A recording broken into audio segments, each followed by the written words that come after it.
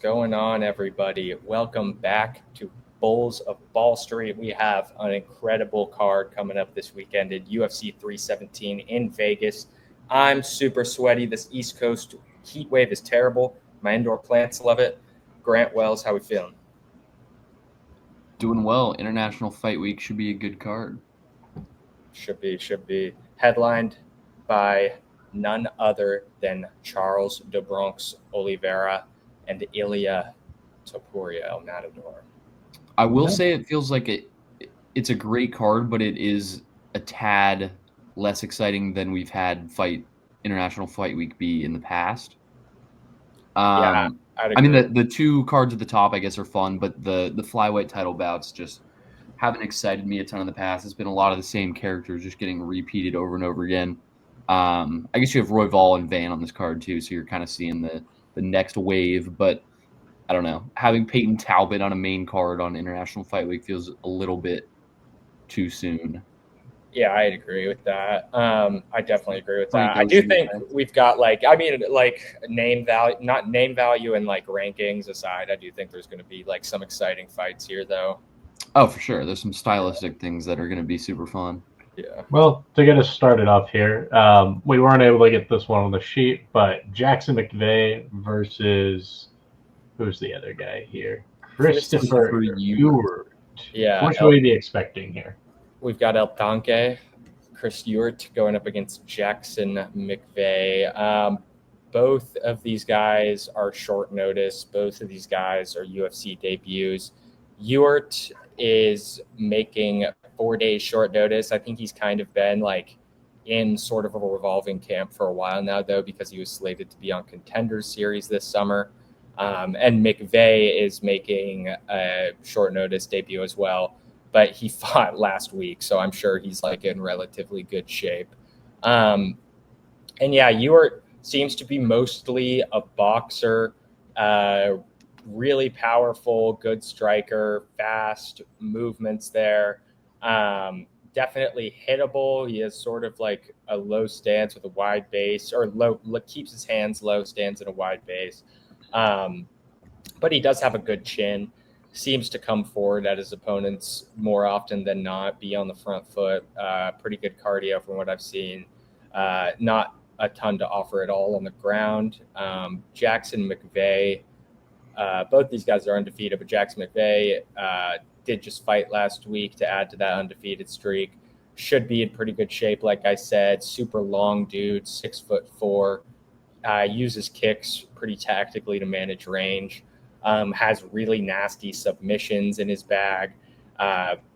Last one I saw, dude basically dove straight into a darce. Like it took him like 4 seconds to transition from a standing position to a darce. Super strong, and uses that length well on the ground. Ewart, I think, honestly, could be a better matchup for McVeigh than Cedric Dumas was going to be.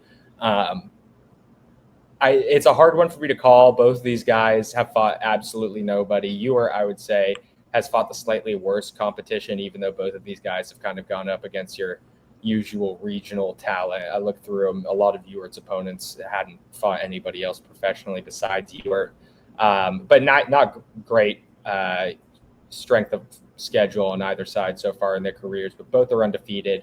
McVeigh, to me, has looked, even though it's been regional competition, he's looked a lot better than the people he fought. I like the edge he has on the ground. I'm not sure what the odds on this are, but I'm going to go 130 in favor of Ewart.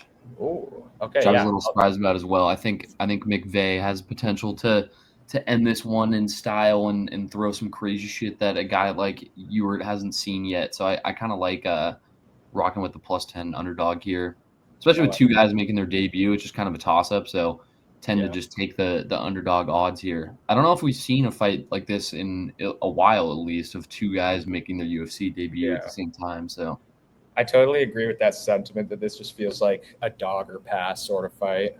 Mm-hmm. Like from a betting perspective, I like the sub too. I don't know what the odds are going to look like on that. It's no method of victory posted yet, but it's +100 to go over 1.5 rounds. So it projected to end in the first round, basically. Nice.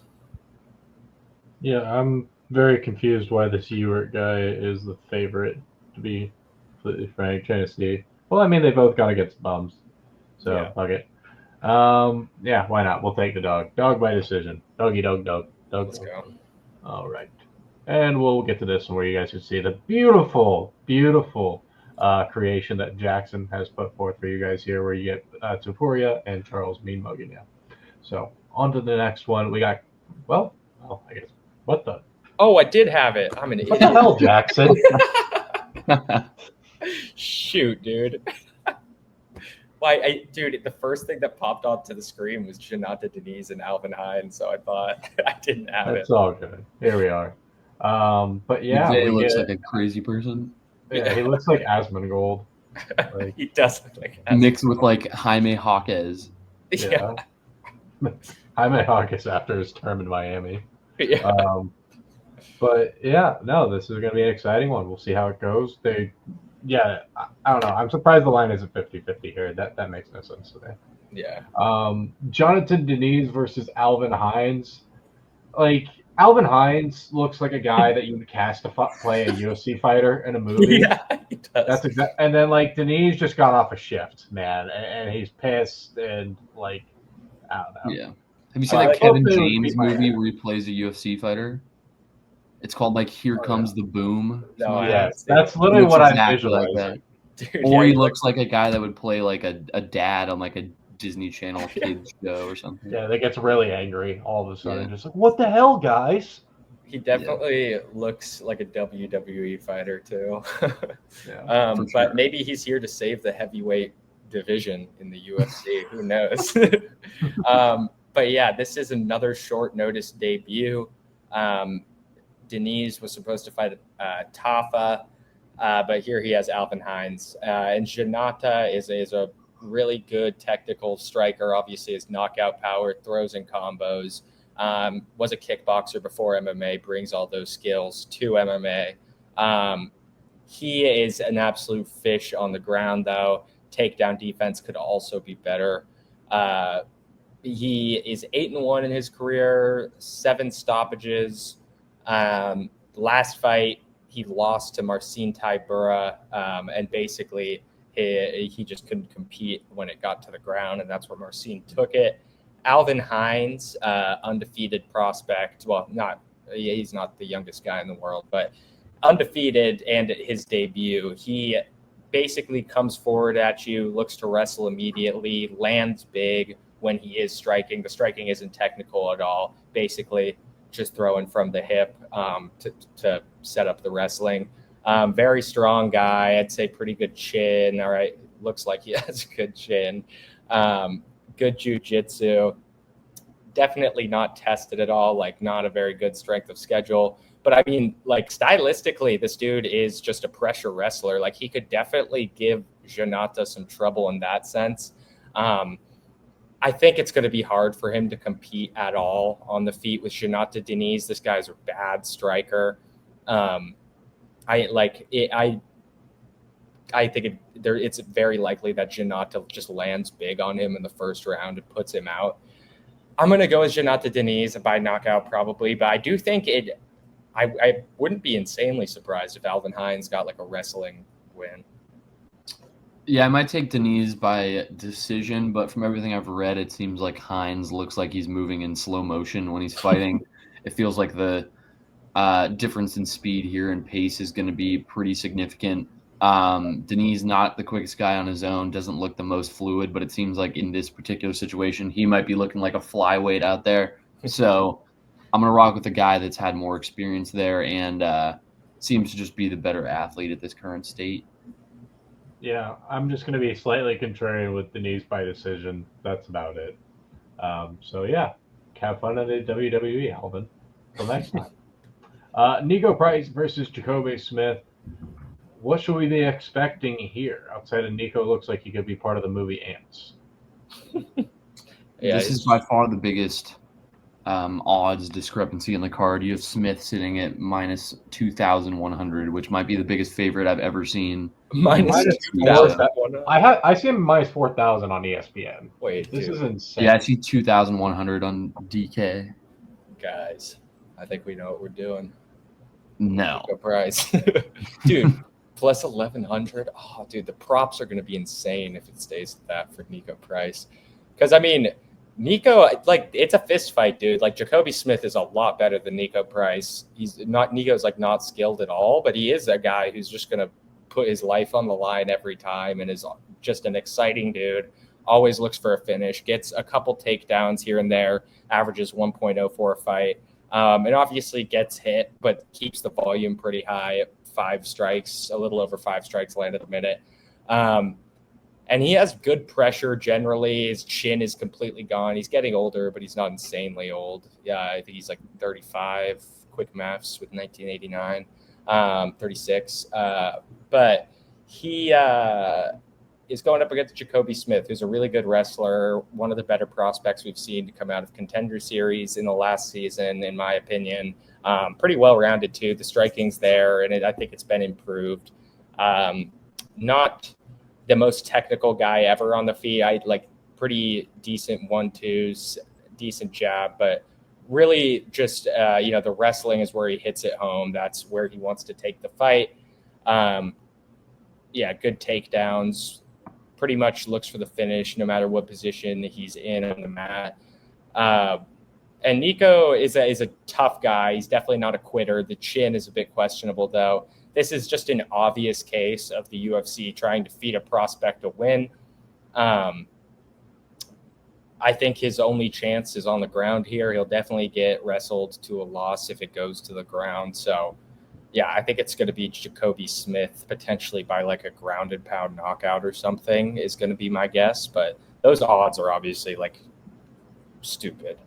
Yeah. I mean, one lean you might want to take instead then, if you think your boy can keep it close in this one, you could take Smith by decision. Obviously, he has a ton of takedowns, 11 per fight. So you could take him to just kind of stall out the fight, have top control the entire time, but just not get the finish.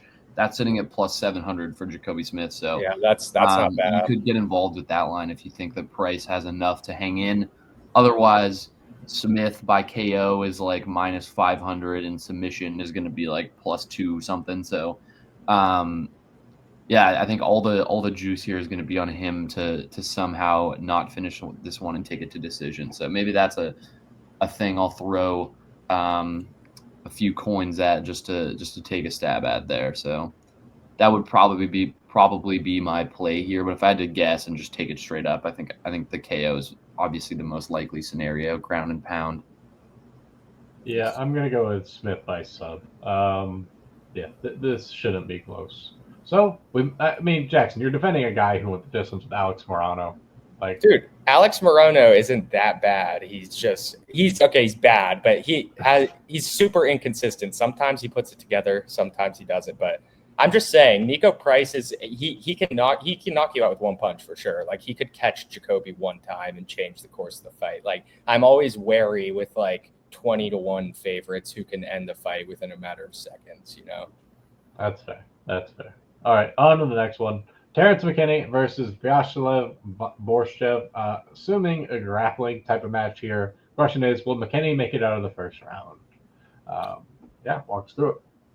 Yeah, that's pretty much Terrence McKinney. I don't think he's seen the third round in any of his UFC fights. But for the first round of fight, he is one of the best fighters you'll ever watch. He can do it everywhere, but he just gasses insanely bad, usually in the second and third. Most recently, he found the finish win over Dabir Hadzovic. That just looked great, and that did what Terrence McKinney does. But he's good both on the feet and on the ground, can put you to sleep on the feet, good jiu-jitsu on the ground. Borshev, pretty much a kickboxer. He was the team alpha male striking coach, brings all those kickboxing skills to the UFC. He was obviously a kickboxer before that. He has really good takedown defense. That 43% number, I wouldn't say reflects it very well, just because he is so good in the striking department that pretty much everybody he fights against tries to get him to the ground. So that's over just like a giant sample size of him defending takedowns over and over again. But yeah, he does what you'd expect a kickboxer to do. Good combos, good jabs,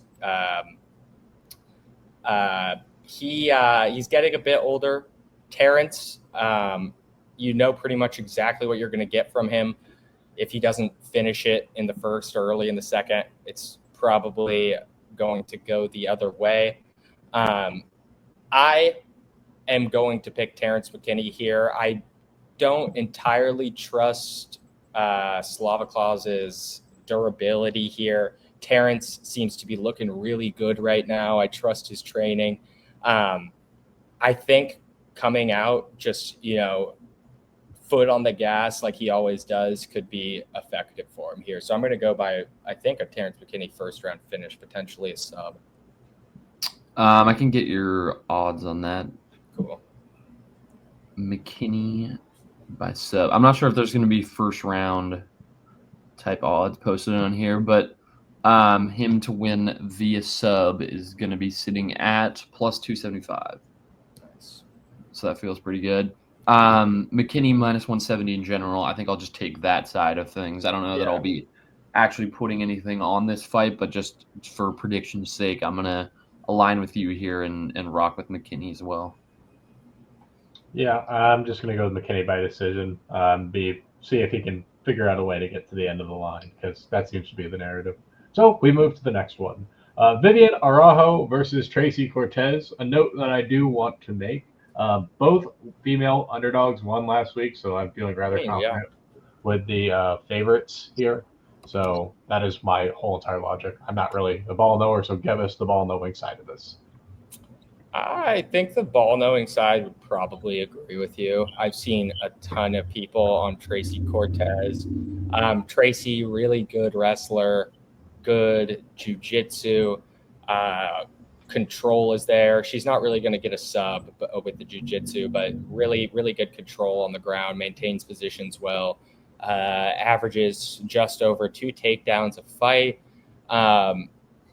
Pretty good volume, decent striking differential on the feet, stays pretty busy. Definitely not dangerous anywhere really, but the control is good. She's coming off a short notice loss to Rose Namajunas, where she just had no chance in the striking, so Rose had nothing to worry about as far as the wrestling and takedowns went.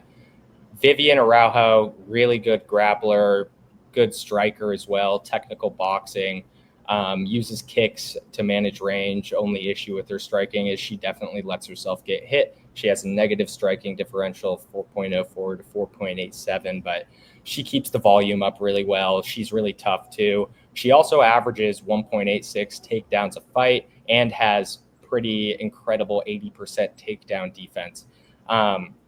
Vivian is 100% the more dangerous of the two. I'd say I could even say more skilled, or at least one point in her career. Like she continues to get more skilled. I think she does tend to gas a little bit, especially at this age. She's 38. That's probably my biggest concern, is that the takedown defense could potentially start looking worse and worse as the fight goes on. It is only a 3-round fight, though. And I mean, Vivian, from what I've seen, has looked really good for 38. Women don't age as quickly as men do. 38 isn't as old for a woman in the UFC. And I'm kind of wanting to leave Vivian Araujo here. I don't think I'm going to place a money line bet on Vivian. But last time we cashed the plus 3.5 on Miranda Maverick. I'll probably do something similar here. Pay attention or keep my eye on these odds, see if we can get a little more value on the Araujo side. But I don't mind plus 3.5 for her. I think she could steal around at least. Yeah, I'm aligned with you here as well. I think shouldn't be as much of an underdog as she is in this fight. She's sitting at plus 205 right now. I think Tracy Cortez is fine, but I think her biggest advantage here, at least has been in the past, is kind of winning fights on the ground. And Araujo has had success fighting off takedowns and kind of surviving and winning in fights where they've been particularly grappling heavy.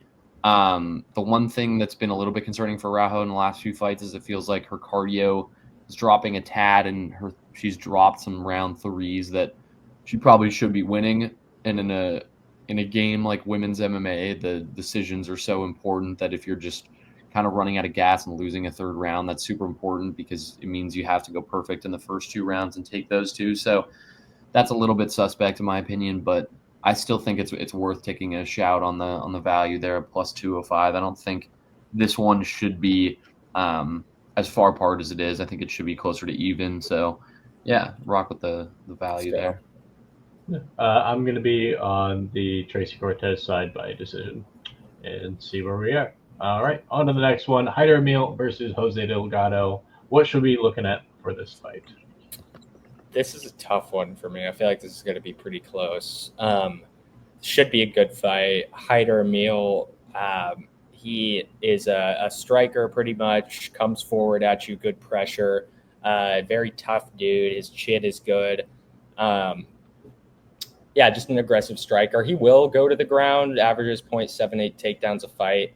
And pretty much goes right to ground and pound if he gets you down there. He's not super skilled at like maintaining or getting into position or garnering control or anything, but he'll take it there and he'll sit on top of you and throw elbows and strikes. He's coming off the Gomis win, where he got a really important takedown that helped him get the decision win. He was looking good with the striking volume too. Jose Delgado, he is a striker as well. Good kicks, pretty long, definitely longer than the Hyder. We should benefit him because he likes to stay at range and does a good job managing distance. He's also very powerful, despite being able to fight well at range. He's dangerous in the pocket for sure. Big elbows, big knees. Definitely a guy that's exciting to watch. He can grapple too, pretty well-rounded, just all around a good fighter. He's coming off his debut win over Connor Matthews by knockout. And the reason this is a hard one for me to call is just because we're pretty close to Delgado's debut. We haven't really seen him in any major trouble. And Hyder Emil is a really tough guy. He also has 15 minutes of cardio, which we've seen over and over again from him. So if Jose can't finish him early, who knows? Maybe Hyder just establishes himself and kind of takes over in the second or third. He is super durable. And honestly, I think I might have leading. I'm going to go Hyder. Yeah, I'm going to go Hyder by decision. Yeah, I totally see the logic you have there. The one thing would be that I feel like Delgado is at least capable of moving the fight to the ground for a bit if he needs some rest to just kind of stall things out, and Emil has struggled in some of those situations in the past.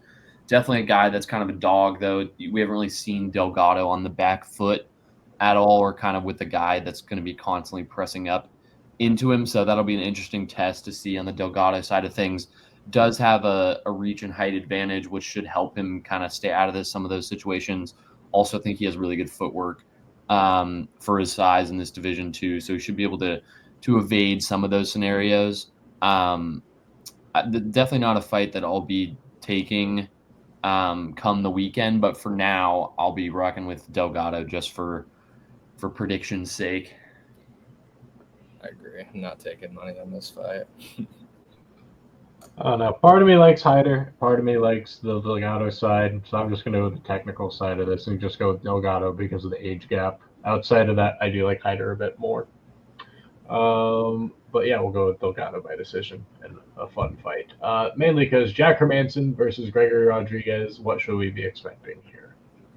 Yeah, this is a fun one. This is a fun one too. That is actually like an important fight. It's good to see a fight like this in the prelims, especially when they, like Grant was saying, put the Talbot fight on the main card. I mean, that's a fun one. But Hermansson, definitely a good grappler. If he's able to take you down, he's really hard to deal with on the ground. He doesn't have the most amazing entries, though. He only has 30% takedown accuracy. Also a good striker, high volume, and good striking differential at 5 strikes landed to 3.69 absorbed per minute. Not the most dangerous guy ever, but he can definitely wear you down over the course of a fight, piece you apart. Gregory Rodriguez, RoboCop, another well-rounded guy. Good BJJ, black belt, good wrestling. Very, very powerful on the feet, more so than Jack Hermansson. Good striker.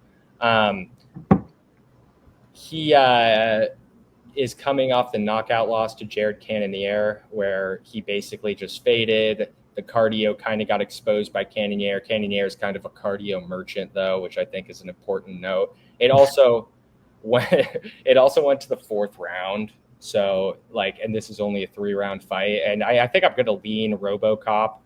As long as Jack doesn't, as long as RoboCop doesn't fade, I think this should pretty much be his. I think he's more well-rounded, kind of better, technically speaking, in the grappling department. He's a better wrestler. He has more finishing power on the feet. And Cannonier also hits way harder than Jack Hermansson. So I'm not going to put a ton of stock into that Cannonier fight. I know who RoboCop is. I think he can get it done versus Jack. Yeah. Going to be tough to see how the layoff has been for Hermansson. He looked really good in that Pfeiffer fight. That was a bit over a year ago. It's hard to see how the age has regressed since then. Obviously, an older guy at 37. I'm probably going to align with you on the Rodriguez side of things here, the RoboCop side of things. I do think that Hermansson's abilities tend to get a tad downplayed. I don't know if this fight should be exactly the odds they're at, but I do think Rodriguez should probably be a slight favorite. So I'll take him for the purpose of predicting, but another one that I probably won't be placing myself. Probably a pass for me. I think Hermansson might have an easier time kind of getting his style to be the one this fight is fought at. I think he's just had the experience and the ability to make that happen in the past. He did against Pfeiffer. So, yeah, one I'm staying off, but I'll rock with RoboCop.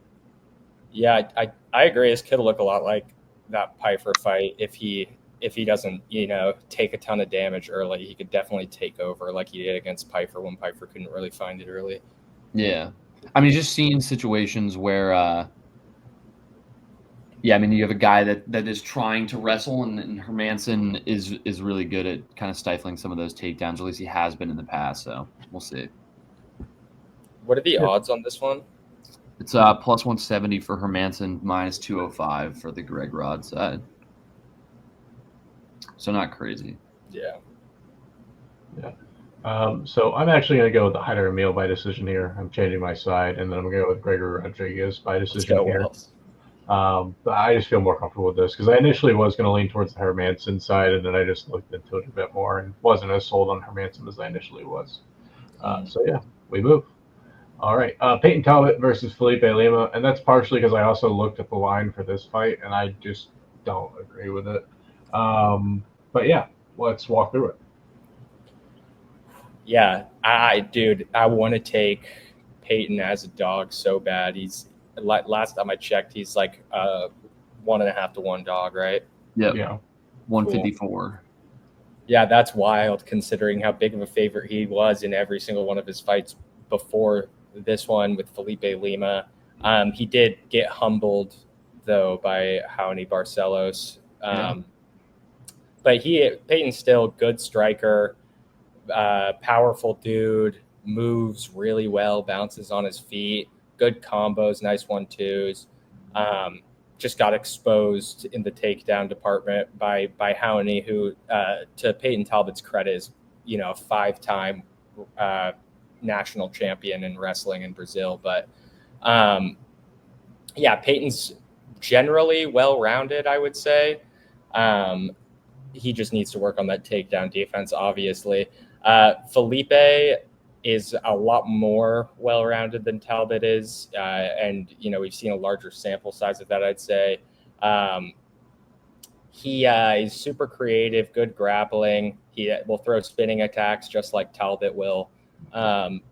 Really clean takedowns, shoots straight down the middle. 83% takedown defense on his side. I don't know how much that's really going to get tested here, though. Not super powerful, but pretty good volume, really good striking differential. Also good movement, intentional movement on the feet, bounces around. Lima, interestingly enough, was able to out-wrestle Miles Johns, who, is a collegiate wrestler, generally respected wrestler. So that could prove trouble for Peyton Talbot here. He got taken down a bunch of times by Raoni. Felipe is very good. He's also beaten higher level competition in the UFC than Peyton. This is a tough one for me. I think I'm going to go with Felipe, but yeah. Yeah, I'm going to take a little stab on the Talbot side of things. Again, not as confident as some of our plays earlier, but this is one where I feel like the public perception means a lot when you're making a line in a fight like this. Talbot was kind of the darling of the community like 9 months ago, and then you have a loss, and obviously then everyone just kind of thinks you're a bum after that, and the public perception goes down a ton when you're that kind of prospect who gets fraud checked like that. Lima building up some hype of his own is kind of in a positive light with the media world and some of the odds makers because people kind of like the progression and the path he's on. So I think you see a situation where you have a guy who you can buy low on here in Talbot, because if this fight were to happen 9 months ago, I'd be shocked if he was an underdog. So I feel like you got to just rely on a guy making some adjustments and kind of realizing that this is a big like cross path in his career here. He could either get back in the win column, and I think people would tend to start to forget about his last loss, or if he loses here, you're kind of in a downward spiral where nobody's really going to be able to buy that hype back unless you go on a crazy win streak in the future. So a huge turning point for Talbot in his career here. I think I'll rock with him here at the underdog pricing, at least. Yeah, I mean, to me, it's just, why did the line drastically shift that much? Like, I don't know. The line just drifts. It's too much of a switch off of what he was initially coming in at. So, willing to take a chance. All right. And we'll go with knockout for funsies. Why not? All right. Beneil Dariush, who's getting older by picture, versus Renato Betting Man Moicano, who is here for a check. So, what should we see for this fight? Yeah, believe it or not, these two dudes are the exact same age, even though Beneil is the silver fox that he is. This fight was supposed to happen before Renato got called up for the Islam fight. They still gave Beneil his fight money and stuff. No hard feelings there. And now, obviously, they're making the fight happen on International Fight Week, which is fun for both of these guys. Beneil, really good fighter. Jiu-Jitsu world champion, both gi and no gi. Averages almost 2 takedowns a fight. Pretty sharp wrestler. Coming off 2 pretty tough losses in a row. Before that, he put together 8 fights in a row, wins in a row. Sarukian beat him most recently. Renato Moicano, high-level jiu-jitsu practitioner, black belt, obviously. High volume at 4.36 strikes landed a minute to 3.55 absorbed. Averages 1.82 takedowns a fight. Shin is a little bit shaky, but he's definitely a tough guy. Doesn't have a quit button. Takedowns aren't the most accurate in the world at 44%. Usually gets people down to the ground in a scramble or by a sweep or by in the clinch somehow. And he's coming off the Islam loss. I'm going to go on a limb here and pick the dog in Beneil Dariush.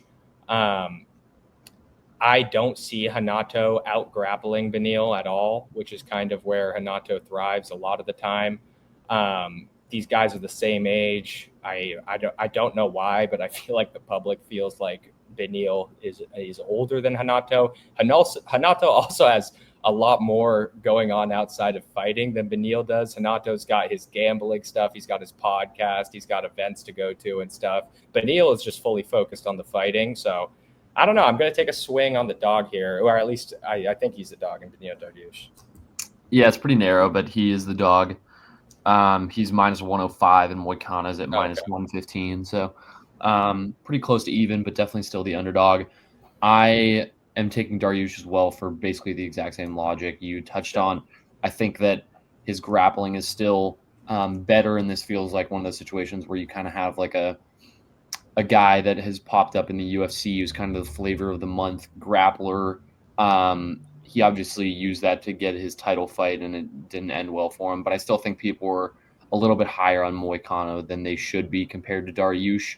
Kind of a buy low type situation where you have a guy off 2 losses who I still think is capable of getting a a win here, even at his age. But obviously they're the same age, so it doesn't really matter there. But a guy that I feel like a lot of people are very low on in their stocks in Dariush, but I'm gonna rock with him on this occasion. Let's go. Yeah, I'm just gonna go with Moicano. He's fought sooner than Dariush has. Last time Dariush fought was in 2023. Simple logic where I'm at there, and like we'll be wrong, so we'll see where we're going. On to the next one. We got Brandon Royval versus popular favorite Joshua Van. What should we expect here besides Brandon Royval looking like he's going to beat your ass? Yeah, this is a fun one. Josh Van, love that he stepped up on, or not on short notice, but stepped up for this fight against Brandon Royval. He fought really not too long ago at all. And is this pretty much guaranteed to fight the winner of the? I think so. I feel like because I know Royval wants Pantoja, and obviously, Van wants him too. So I think so. Yeah. Was someone else supposed to be in this fight? Because he did fight 3 weeks ago. Yeah, it was. Why am I forgetting? It was Van stepped up when other guy pulled out. It was dude. Why am I forgetting? Could one of you guys look it up because it's just escaping? Yeah, I'm looking right now. But yeah, this fight is really close. Manel Kape. Yeah, Manel Kape. Boom. It's really close, right, in the odds department. Last time I checked. 102 and minus 102 and minus 118. Who's minus 118? Van. Yeah. Obviously the books agree this is going to be a close one. Royval, the slight dog. Super exciting fighter, always looking for the finish, dangerous everywhere, both striking and on the ground, super diverse arsenal of attacks and real power on the feet. Grappling is good, nasty subs, tons of pressure on the ground, always looking for the submission.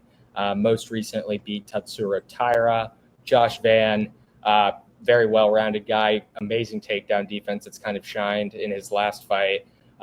Good striker, obviously very young and really composed, and for that age and improving with every fight.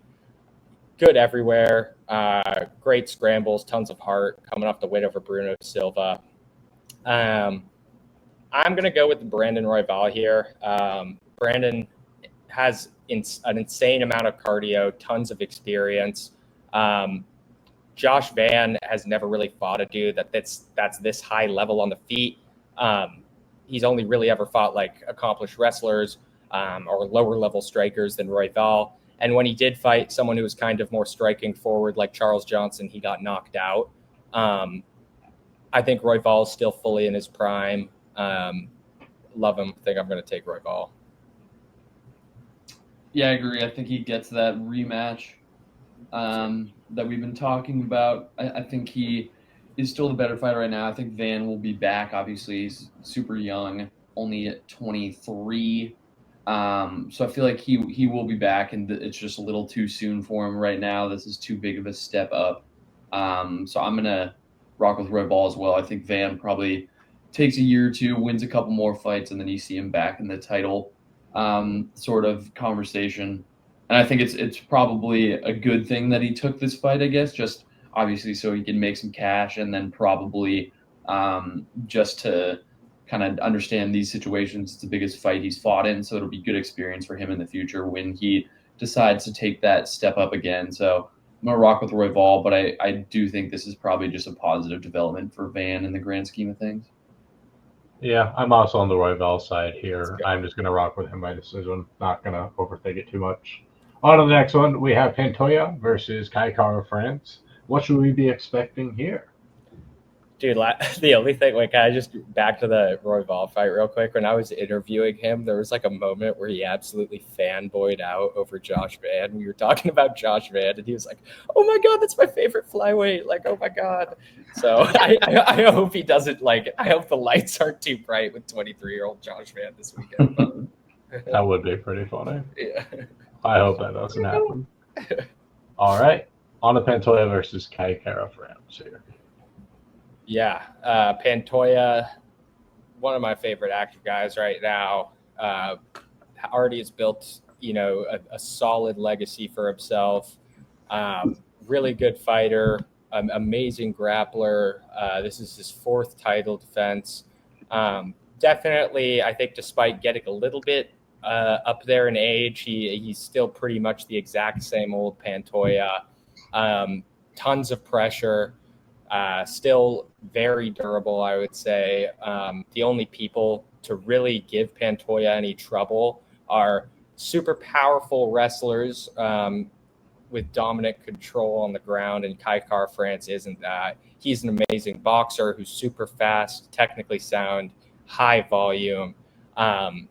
Just knocked out Steve Urseg, who I don't think is amazing really at all. My take on this fight, I don't know if this is I don't think this is too hot of a take, but I don't think this fight's really going to be competitive at all, to be honest. I'm really big on the Pantoja side of things. Yes, these guys have fought to go Pantoja's way, but that was on the Ultimate Fighter in 2016. It's completely different two people now. Pantoja is big. He's insanely tough. He's been here before. I mean, so is KKF, but I think he's just going to drag Kai around, ultimately get him to the ground and get the win. Agreed. I think this division is kind of just at a standstill here. They need a new champ, but I don't think this is going to be the time for it. And Kai Franz wouldn't have been the answer to that situation either. There's kind of just been a cycle in this division where guys are just getting tossed up to Pantoja over and over again, just like we had Figueiredo versus Moreno over and over again in this division in the early 2020s. So this feels like Pantoja's fight. I do think that there is kind of just something weird missing in his arsenal. I'm not sure what it is. It's hard to put my finger on, but he's not a guy that you look at and you're like, he's guaranteed to win. Like, he's kind of fighting a bit of a journeyman here, and he's only minus 250, which is just a little bizarre. Like, I feel like you go into his fights not like 100% certain in his abilities, where I feel like he probably should by now. I would have expected him to probably be a bigger favorite. I don't think that Kai France is really anything special and is going to pose too much of a threat in this one. I'm going to rock with Pantoja. Yeah, I'm just going to go with Pantoja by decision. Not overthink it. I also agree that with you, Grant, that the price is right on this one. I'll probably be including this in like a 2-legger or something this weekend. Yeah, it is just a weird one, though. I feel like there's it's almost like Charles Oliveira or something, where you have like a guy that's obviously very good, but there's kind of just something missing, or they leave something open where like every fight they have, you feel like there's a chance they lose, even if they're more talented. There's just like totally something that happens. Yeah. All right, and on to the main event itself. Ilia Topuria versus Charles Oliveira. What should we expect for this one? So Ilia has skyrocketed to a massive 5-1 favorite. I think just based on these guys' profiles, that's pretty justified. Charles, I think, has the advantage in the jiu-jitsu and the grappling department. I think pretty much everywhere else, Ilia will have an edge. He's the better striker. He also wrestles like a Dagestani. Some of the best boxing, probably the best boxing in the UFC. Super clean, really good footwork. Very powerful. Obviously, he knocked out Volk. He knocked out Max Holloway. Charles has really good striking, a really good BJJ. I'd be surprised if it were enough here. I love the Bronx. Obviously, has beat some beasts like Gagey, the Diamond, the Chandler. That's kind of that. I wouldn't say that's like not the current generation of UFC, but I'd say those guys are getting phased out to some extent here. For sure. So yeah, I mean, I think Ilia is just him right now. I think he cruises. Maybe not cruises. He beats Charles. Got to respect the Bronx. I'm taking Charles just for vibes. I think it's the last time he'll be in this spot in a title fight or even like a main card headliner. My all-time favorite, so I'm going to rock with Charles in this one.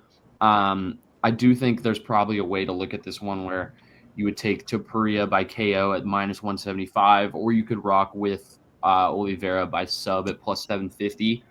Kind of rock with one of those two lines just to cut the price or gain some extra value on both sides in this one.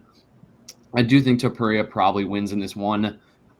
He's looked fantastic. I think he should be the pound for pound number one in the UFC right now. I think there's still a couple guys ahead of him for whatever reason. I think he's the best. Is a little undersized in this division, his first fight in this division, which should be a bit of a step up, but I do think he's talented enough. That's just kind of your one worry, where you have a guy like Volk who went up into this division in the past, and obviously Islam is different than Charles Oliveira, but the size difference was pretty apparent, and that kind of ended up being the reason why Volk lost those fights, was because it was easy to just kind of grab him and hold on to him and keep the fight like that. So Oliveira, as dangerous as you can get on the ground, and if he can find a way to just kind of bait out a couple takedowns or things like that, like he's still the guy I'd be most confident in getting a finish if he gets his opponent in the right spot. So yeah, I'm just going to take Charles for vibes, but I do think Ilia is a worthy favorite. Yeah, I'm just keep it simple. Topuria by knockout. It's just as simple as it's going to be. But with that said, hope you guys enjoyed it. We got all three of us back here, so nice to have everyone back. Subscribe if you haven't already. Until next time, peace, y'all. Peace. Peace.